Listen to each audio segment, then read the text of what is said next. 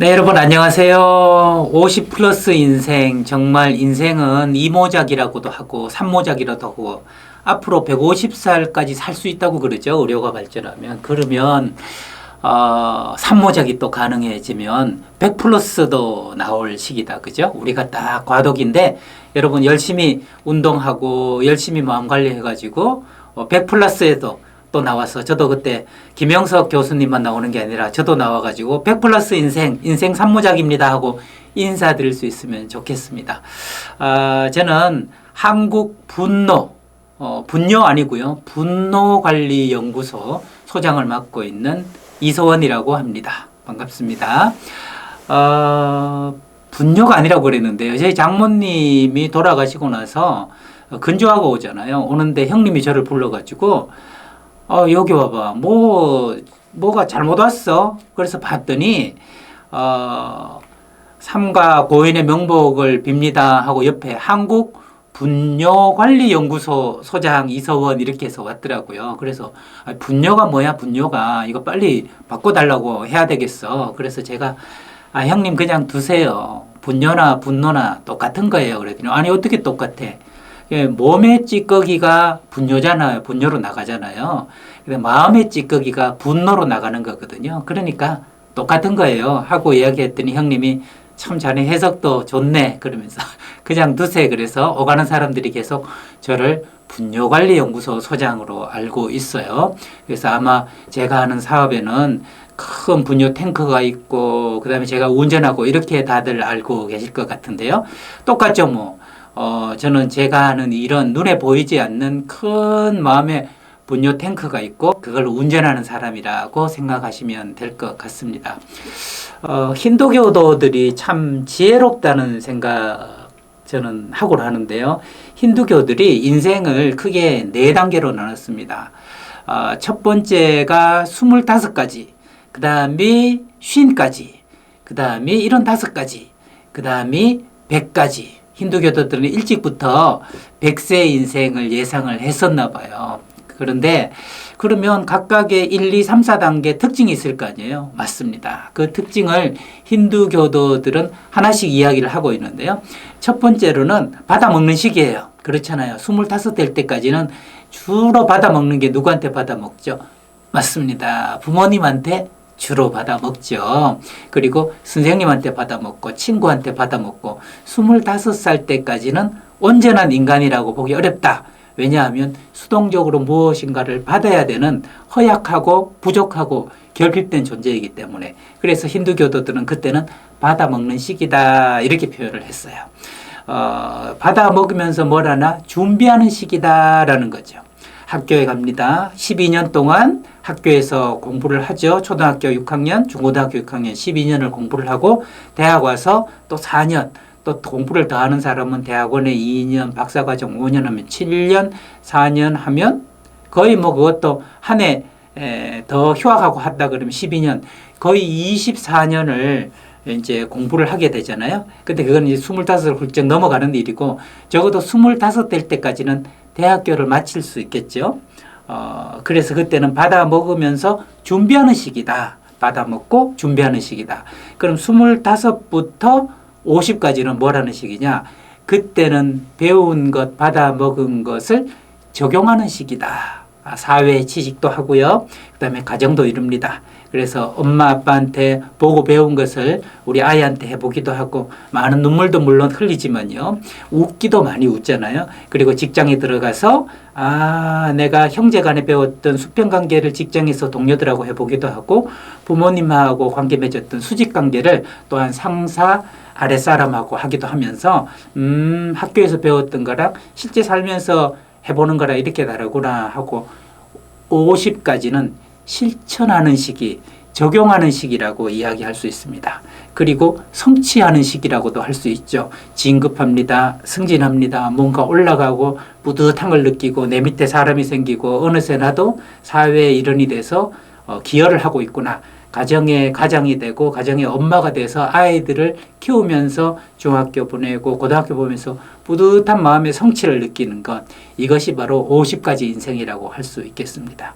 그러니까 다시 정리하자면 1단계에 해당하는 것은 받아 먹는 시기, 그리고 준비하는 시기라고 할 수 있고 2단계에 해당하는 시기는 그 받아 먹었던 것, 준비했던 것들을 마음껏 적용하고 실천해 보면서 성취감을 느끼는 시기가 50까지라고 얘기할 수 있죠. 그러면 50부터 75까지 3기는 무엇 하는 시기일까요? 그 시기는 바로요, 제가 지금 하는 것처럼 나누는 시기입니다. 이제 성취의 시기를 넘어서 앞이 싹이 트는 봄이고 그 다음에 한참 무성한 잎을 피우는 여름이라고 한다면 우리 50에서 75까지 시기는 바로 가을의 시기, 낙엽이 떨어지는 시기. 낙엽이 떨어져서 무엇이 됩니까? 낙엽이 떨어져서 땅 위에 떨어지고, 가사 좀 아닌가요? 낙엽이 떨어져서 땅 위에 떨어지면 썩어서 뭐가 될까요? 거름이 되는 겁니다. 무엇인가 새로운 생명을 살리는 일을 아무 대가 없이 하는 시기. 그래서 쉰이 넘은 분들이 교회도 그렇고 성당도 그렇고 각종 단체도 그렇고 자원봉사하는 분들 TV에서 보세요. 노란 조끼를 입고 혹은 파란 조끼를 입고 힘들 때 연탄을 나르고 수해 현장에 달려가는 분들을 보면 50에서 75세 되신 분들이 대다수를 이룹니다. 물론 굉장히 기특하게 20대, 30대들도 있지만 주로 자원봉사를 많이 하는 분들은 50에서 75세에 이르는 겁니다. 이때 우리가 가지는 감정은요, 건강한 부채의식이라는 겁니다. 아, 내가 잘나서 여기까지 성취한 줄 알았는데 가만히 내 인생을 뒤돌아보니 첫 번째 엄마 아버지가 그렇게 말썽 피우는 나를 받아줬고 우리 형과 누나가 혹은 오빠가 언니가 나를 눈 감아줬고 보고도 못 본 척 해줬고 그리고 직장의 상사가 직장의 대표가 혹은 후배가 못난 상사를 못난 후배를 이렇게 너그럽게 품어줬다는 걸 알 때쯤 그때가 쉰이 넘어갈 때죠. 아, 내가 교만했구나, 오만했구나. 정말 그분들 덕분에 내가 이 자리까지 온 거구나. 그러면 나도 이제부터 그분들이 나를 품어줬듯이 내 가까운 사람을 품고 내가 모르는 사람을 품고 힘든 사람을 품고 눈물 흘리는 사람 눈물을 닦아주는 그런 삶을 살아야 되겠다 하는 마음을 가지는 때가 이제 50 이후라는 거죠.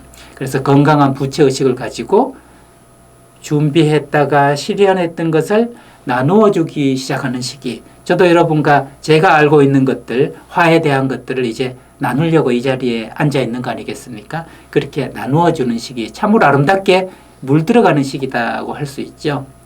그래서 세월은 노사연 씨 노래 중에도 그런 노래 있잖아요. 뭐 바램인가? 세월은 나이가 들어가는 게 아니라 익어가는 겁니다. 제가 이렇게 짧게 노래를 하는 이유는 여러분 아시죠? 음정 박자 불안전하고 제대로 안 됩니다. 그래서 익어가는 겁니다. 이 시기가 인생에서 50부터 75인데 저는 이 시기가요 최고의 골든에이지 황금기라고 생각을 합니다. 그러면 75대면 세상을 떠나도 되겠네요. 이미 나눠줬으니까. 그렇지 않습니다. 힌두교도들은 말입니다.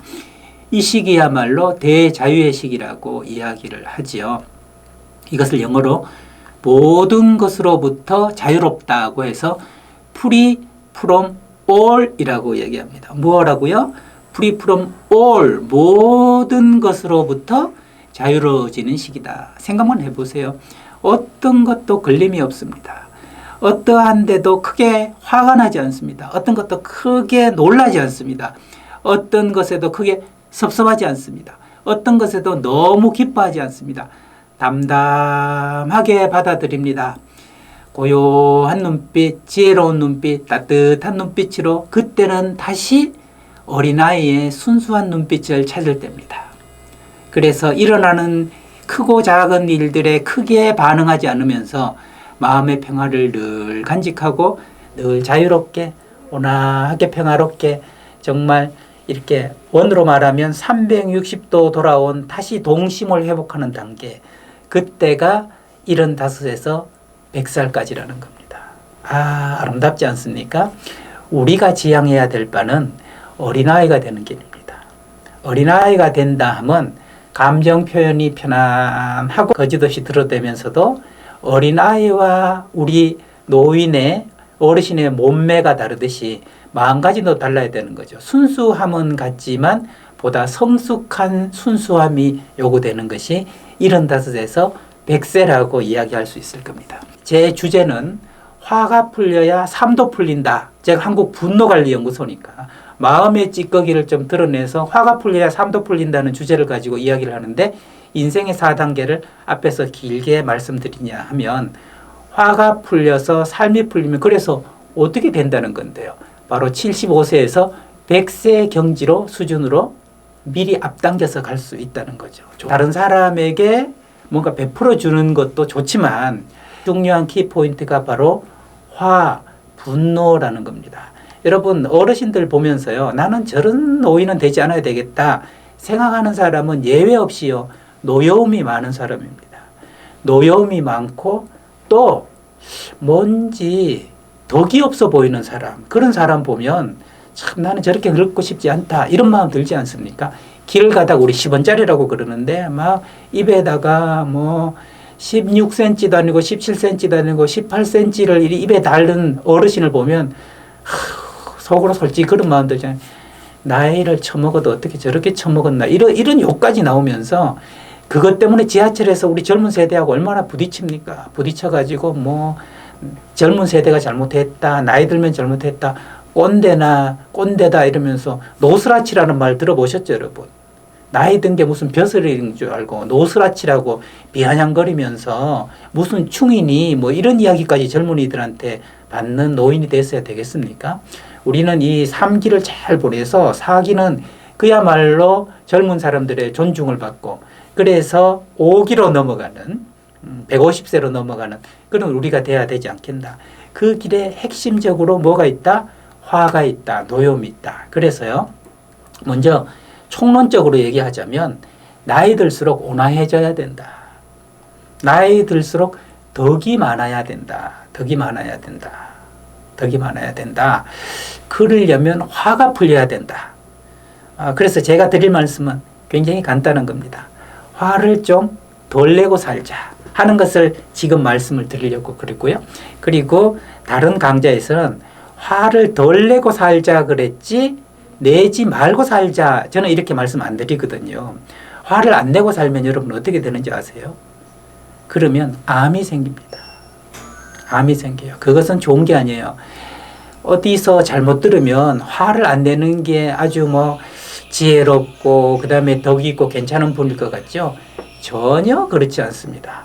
화를요, 낼 때는 내야 됩니다. 낼 때는 내야 됩니다. 그런데 내지 말아야 될 때까지 내니 이게 문제가 되는 것이죠.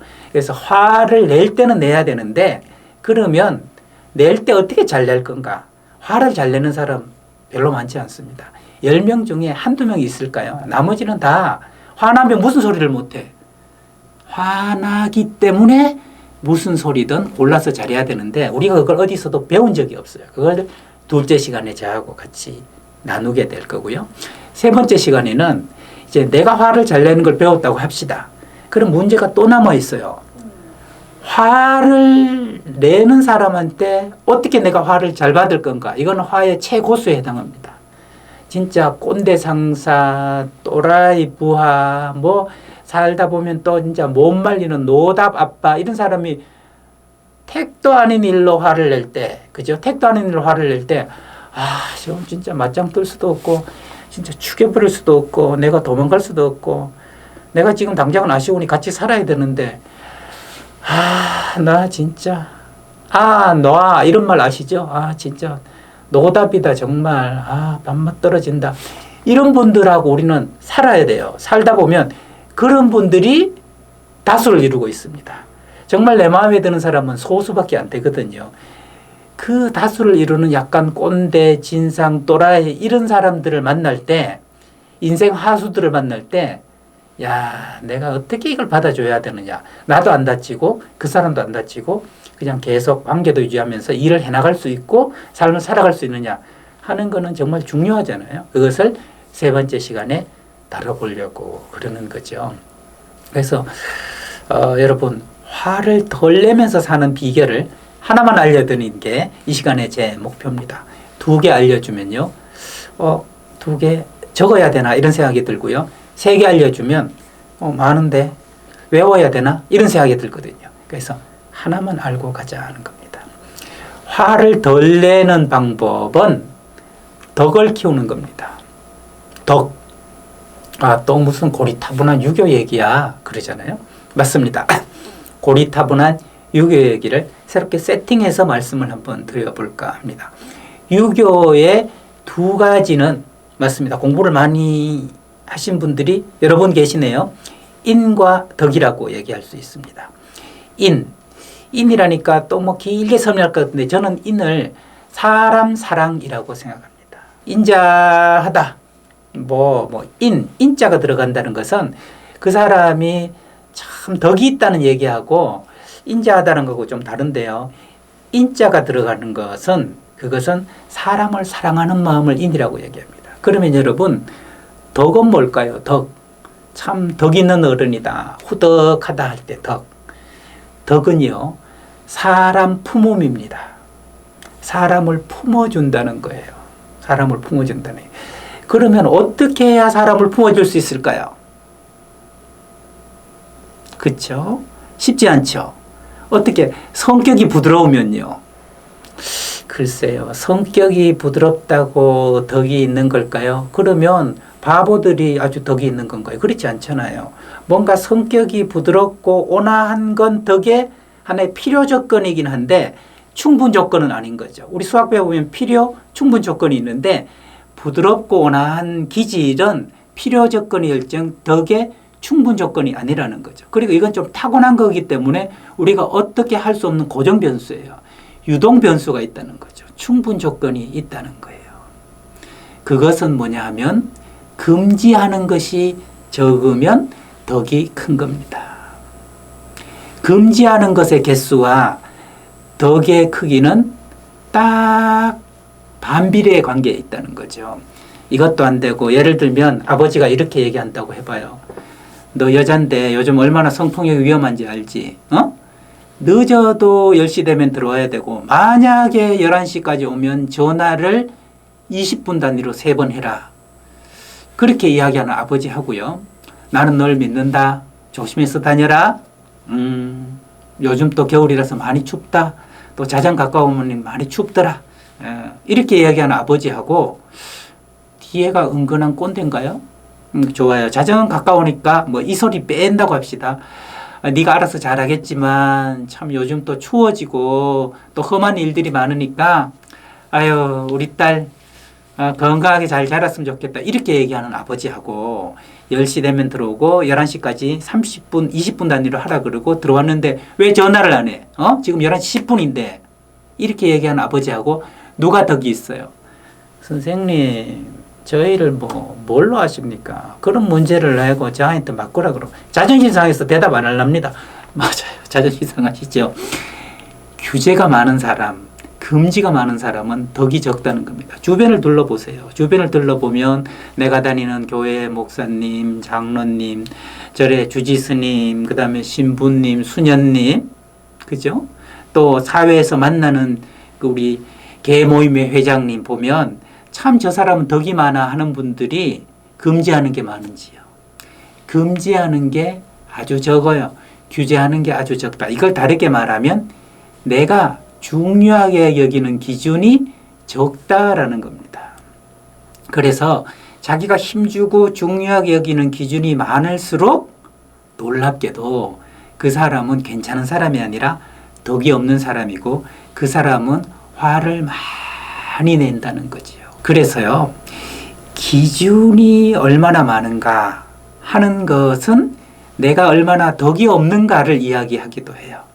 그래서 기준을 어디까지 줄이면 좋으냐 하면 자식한테는 사람만 있으면 된다 하는 데까지 기준을 줄이면요 굉장히 덕 있는 부모가 됩니다. 할아버지 할머니가 아이를 키우는 게 아이 심성의 인성 발달에 훨씬 더 좋을 수 있어요. 그 이유 중에 하나는 뭐냐면 엄마 아빠는 덕이 좀 부족해요. 엄마 아빠는 아이에 대해서 기준이 많거든요. 수학도 해야 되고 영어도 놓치면 안 되고 과학도 해야 되고 줄넘기도 해야 되고 태권도도 해야 되고 아이들과 어울리기도 해야 되고 역사 탐방도 해야 되고 그다음에 중학교 어디 갈 때 미리 준비도 해야 되고 이런 것들 때문에 굉장히 아이한테 요구하는 기대도 높을 뿐 아니라 기준도 많은 겁니다. 그런데 할아버지 할머니는 기대도 낮고 기준도 적습니다. 공부는 나중에 해도 돼. 평생 하는 게 공부인데 그냥 건강하게 자라기만 하면 돼. 이렇게 생각하고 실제로 그렇게 대해주는 게 할아버지 할머니다 보니까 아이들이 할아버지 보니까 너무 좋아. 그냥 좋아. 이렇게 이야기를 하잖아요. 그 할아버지 할머니 기준을 부모가 가지기는 거의 불가능에 가깝습니다. 왜요? 뒤처질까봐. 그러니까 부모가 우리 아이가 뒤처질까봐 불행해질까봐라는 염려로 가지는 다양한 기준들이 아이에게 덕이 없는 부모를 만들고 아이를 많이 금지하는 부모가 만들어서 안 돼, 하지마, 가지마, 오지마 이렇게 금지가 많아지다 보니까 아이들의 짜증이 많아지고 부모하고 부딪히는 게 많아지는 게 아닐까요?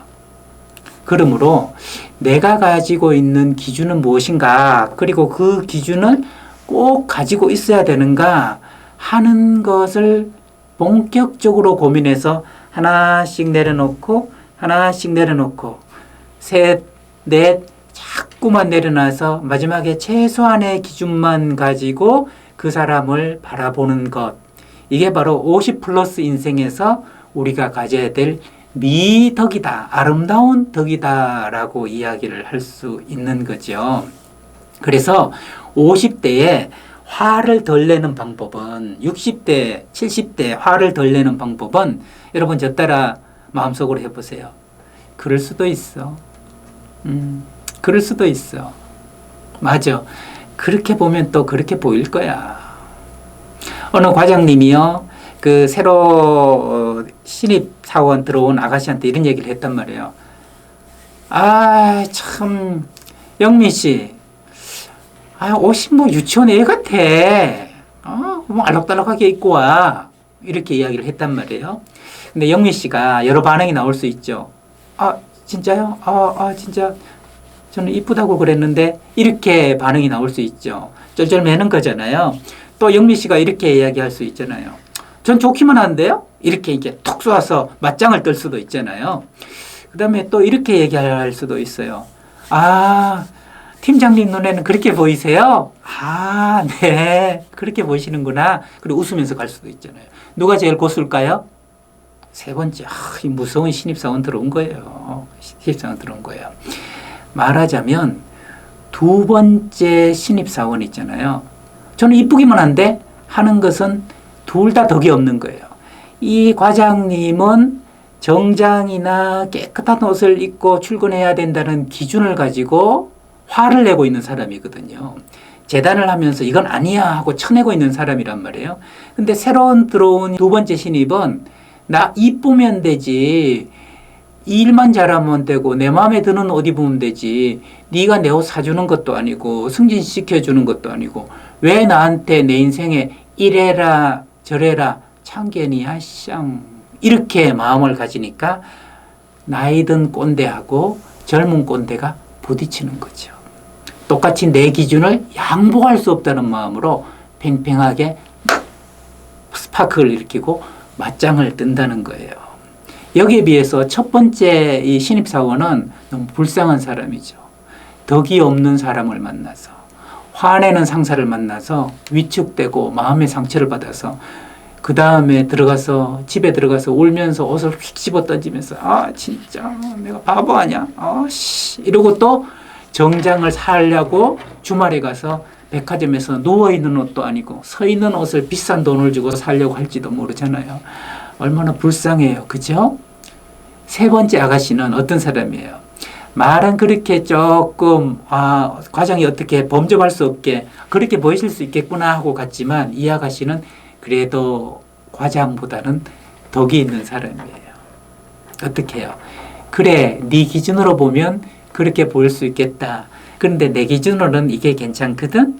근데 나는 이 기준대로 살 거니까 너무 남의 인생 신경 쓰지 말고 너나 잘하세요. 이렇게 이야기하는 거잖아요. 이거는 50대하고 이 50대 팀장하고 20대 이 신입사원이 덕이 거꾸로 뒤바뀐 거예요. 그죠? 그래서 덕을 버리라는 게 아니고요. 이 아가씨처럼 덕을, 기준을 여러 가지를 허용할 수 있는 융통성, 유연성이 있어야 된다는 거죠. 넌 그럴 수 있겠네. 당신 그럴 수 있겠네. 맞아요. 집사님 그러실 수 있겠어요. 집사님 눈으로 보시면 그럴 수 있겠어요. 제가 하는 일은 여러분, 한국 분노관리연구소 소장이지만 마음 편한 상담소 소장도 하고 있거든요. 저는 부부들 상담하고 부모님들 상담하는 일을 25년째 하고 있어요. 그러다 보니까 한 3만 명 가까운 부부 또 부모님들을 만나고 있거든요. 그분들을 만나면서 저는 어떤 한 사람이 있으면 그 집은 망조가 든다는 생각을 25년 동안 계속 확인하고 있어요. 집에 또라이나 꼰대 하나가 있잖아요. 참 제가 이런 비속어를 써서 죄송한데 그런 사람이 있으면 그 집은 화목할 수가 없어요. 건강할 수가 없어요. 그럼 또라이 꼰대라고 이야기한 사람을 조금 고급스럽게 얘기하면 이기주의자가 한 명 있으면요. 이기적인 사람이 한 명 있으면 그 집은 늘 분란이 생긴다는 겁니다. 늘 분란이 생겨요. 그럼 이기주의자가 뭔데요, 선생님? 좋은 질문이세요. 그렇게 묻는다면 저는 이기주의자와 자유주의자가 다르다 하는 말씀을 먼저 드리고 싶어요. 자유주의자는요, 자기가 원하는 걸 하는 사람이 자유주의자예요. 그러니까 나는 여행을 원하니까 주말에 여행을 떠나요. 그리고 우리 남편은 낚시를 좋아하니까 낚시를 떠나요. 그리고 1박 2일 서로 하고 와서 만나서 재밌었어? 즐거웠어? 볼만한 게 있었어? 많이 잡았어? 이건 자유주의자 부부의 삶이에요. 그런데 이기주의자는 자유주의자와 다르게 자기가 원하는 걸 하도록 남을 시키는 사람을 이기주의자라고 그러는 거예요. 이렇게 얘기하는 안 있죠. 낚시는 무슨 놈의 낚시야. 고기 입에다가 바늘 걸고 그러다가 천벌 받아. 그냥 설악산 가서 단풍 구경이나 해. 시끄러워. 따라와. 당신은 운전해. 내가 거기까지 운전해서 가기 힘들어. 요즘 코로나인데 무슨 당신도 참 한심하다. 정신 차려. 그 나이 되도록 낚시에 미쳐가지고 그냥 내가 징글징글하다. 빨리 설악산 갈 준비나 해요. 옷 갈아입고 전번에 그 코롱 스포츠 샀잖아. 빨리 입고 나와. 나 기다릴 테니까. 짜증나. 이렇게 얘기하는 아내가 이기주의자라는 거죠. 여보, 산에 돈 들여서 그 사람 많은 데 가지 말고 낚시터 가면은 말이야. 허젓하게 내가 텐트 쳐놓고 민박집도 자리니까 거기서 쉬고 있다가 낚시 잡아오면 고기 한번 잡아볼까 되게 노래도 들으면서 보글보글 라면도 끓여서 남편하고 먹고 금술도 좋고 얼마나 좋아. 다른 집의 마누라들은 그렇게 한 번씩 와가지고 서비스도 해준다는데 우리 마누라는 평생 가도 그런 생각을 안 하니 아이고 이번에는 한번 해봤고 하면 낚시가 얼마나 재밌는지 알겠다. 내가 왜 낚시 가는지를 당신이 알게 될 거라고. 알았어? 애들도 다 컸고 이제 남편 좀 따라다녀. 이렇게 이야기하는 남편을 또라이라고 해요. 이기적인 남편이라고 얘기한다고요. 자기의 기준을 굽히지 않고 다른 사람 기준이 있음에도 불구하고 그것을 하찮게 여기고 내 기준이 중요하다고 확 다 둘러싸서 끌고 가려는 사람. 그런 사람이 집안에 한 명이라도 있다. 그 집안은 불난덩어리입니다. 가장 재앙은 부모 중에 한 사람이 꼰대다. 돌아버립니다. 이기적입니다. 저는 그런 사람들을 무장해제하고 그런 사람을 상담하려고 노력하는데 상담의 가장 슬픈 게 여러분 뭔지 아세요? 그런 사람은 상담을 안 해요. 그런 사람은 상담 안 합니다. 니 나가라 하와이 그러면서 집에서 이빨 쑤시고 있어요.